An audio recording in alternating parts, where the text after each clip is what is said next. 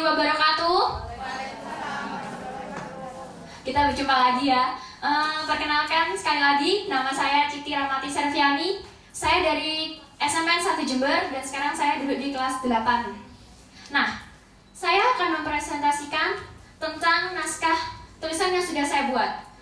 Kenapa saya memilih judul Internet Sehat dan Pengalamanku? Karena di sana itu saya menuangkan semua pengalaman pribadi saya. Jadi bukan hanya mengcopy paste dari pengalaman orang lain, dan semuanya itu memang berasal dari pengalaman pribadi saya secara garis besar. Nah, dari Internet Sehat itu sendiri dapat diartikan sebagai sikap dan cara menggunakan internet bagi kita sendiri. Jadi itu internet sehat bisa menjadi sehat itu karena niat dan kesadaran kita sendiri. Jadi kalau kita ingin berinternet sehat, niatkan dulu kesadaran kita untuk melakukan hal-hal yang positif. Lanjut. Teknologi dan komputer, khususnya internet, itu hanyalah sebuah alat. Jadi seharusnya kita yang dapat mengendalikan, bukan alat itu yang dapat mengendalikan kita. Jadi, sebagaimana jika kita mengendalikan internet itu atau komputer itu dengan baik dan bijaksana, niscaya semuanya itu akan berbalik kepada kita. Jika kita menggunakannya untuk hal-hal positif, semua akan berbalik kepada kita untuk hal-hal yang positif. Apapun yang kita tanam, itu pula yang akan kita panen. Itulah yang sering saya dengar. Lanjut, Mbak. Lah, ini adalah pengalaman saya. Karena saya menggunakan internet dan sudah mengenal internet sehat sejak kelas 3 SD. Itu melalui kakak perempuan saya dan orang tua saya pastinya. Saya sudah mengenal internet dan sekitar 3 bulan yang lalu, saya mengetahui situs www.artmadeeasy.com. Dan di sana saya mendapat juara 1 menggambar tingkat internasional. Jadi saya juga mendapat manfaat itu dari online. Jadi setelah yang saya jelaskan tadi, internet bisa menjadi hal baik atau hal buruk tergantung pada niat dan kesadaran kita. Selanjutnya saya akan menerangkan tentang manfaat dan internet sehat. Dari internet sehat. Pertama, seperti yang dijelaskan oleh yang lainnya juga, pasti internet dapat membantu kita menyelesaikan tugas.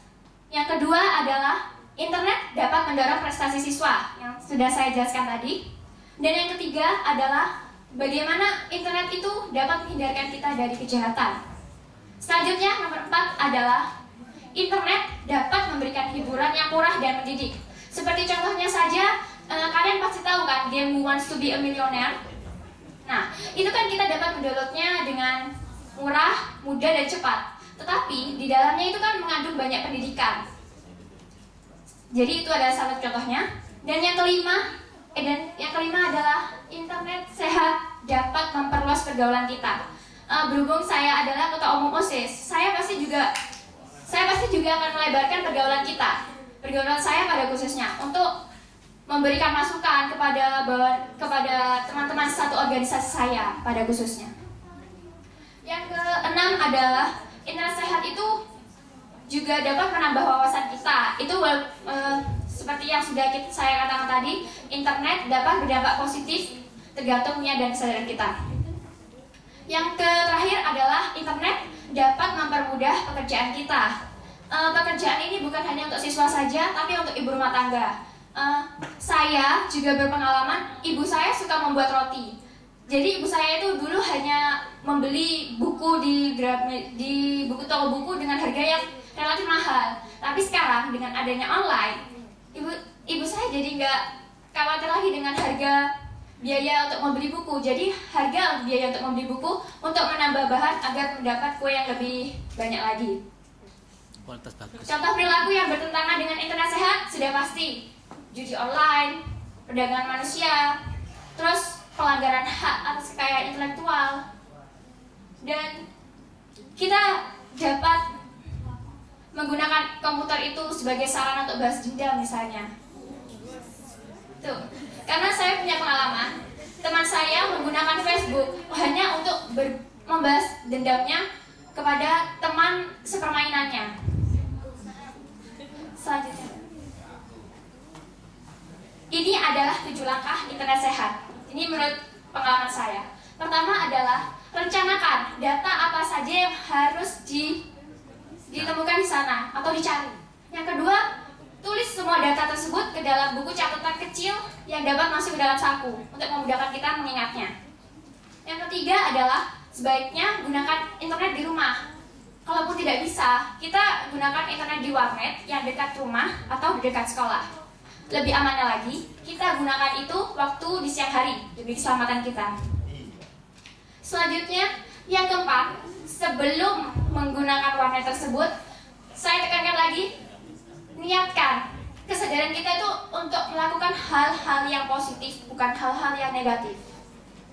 Yang selanjutnya adalah, kalau mungkin kita menggunakan internet itu, kita pilih waktu yang banyak diskon dan potongan harganya, sehingga kita juga dapat mengsehatkan isi kantong kita.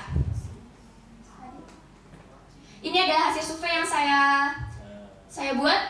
Ini sekitar bulan Agustus. Dan betapa malangnya ya, ternyata alhamdulillah, ternyata mayoritas siswa di SMP saya, 99,5% pernah mengakses internet. Tapi kebanyakan siswa mengakses internet itu 43,2% untuk membuka situs di jaring sosial. Dan hanya 4,4% itu bertujuan untuk menambah pengetahuan.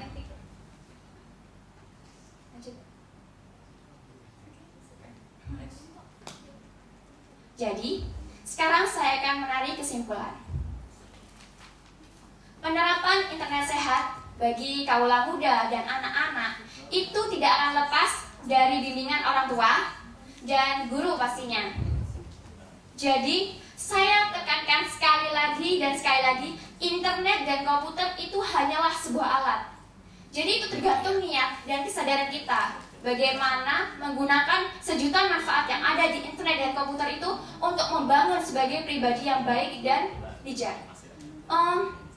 Dan saya memiliki beberapa saran untuk pihak Indosat dan saran untuk panitia. Yaitu pertama, saya berharap pihak sekolah saya dan Indosat dapat bekerja sama untuk mencanangkan atau memberikan penyuluhan-penyuluhan kepada siswa SMP pada khususnya tentang internet sehat dan mengadakan lomba-lomba tentang bagaimana itu menggunakan internet sehat, seperti lomba mading, lomba membuat blog, lomba menulis artikel di Facebook, dan lomba mengunggah foto, video yang itu semuanya itu dapat berdampak positif kepada siswa. Dengan seperti itu, solusi pembelajaran dalam sekolah itu juga pasti akan terbangun. Misalnya gini, sekolah pasti akan mengadakan tanya jawab atau dalam materinya itu menyampaikannya biasanya kan di depan kelas gitu ya. Tapi menurut pengalaman saya diajarkan oleh guru saya jika tidak bisa bertanya sesuatu, saya boleh mengirim email di guru saya dan bertanya apapun yang saya mau. So, Indosat, saya sangat berharap dapat membuat warnet di sekolah-sekolah. Warnet sekolah tapi bukan warnet yang besar, tapi yang kecil saja. Itu agar dapat membangun dan membantu siswa untuk dapat lebih mengerti tentang internet sehat dan bagaimana menggunakannya dengan bijak. Jadi cukup sekian dari saya. Semoga dengan saya membagikan pengalaman ini kepada kalian semua, kalian dapat memetik hasil dan memetik pelajaran untuk berguna bagi diri kalian masing-masing. Wabillahi taufiq wal hidayah. Wassalamualaikum warahmatullahi wabarakatuh. Terima kasih. Kalau dilihat dari materinya ini bagus sekali. Jadi lengkap. Cuma itu akan lebih bagus kalau kemudian dalam membawakan presentasi Anda seperti siapa tadi.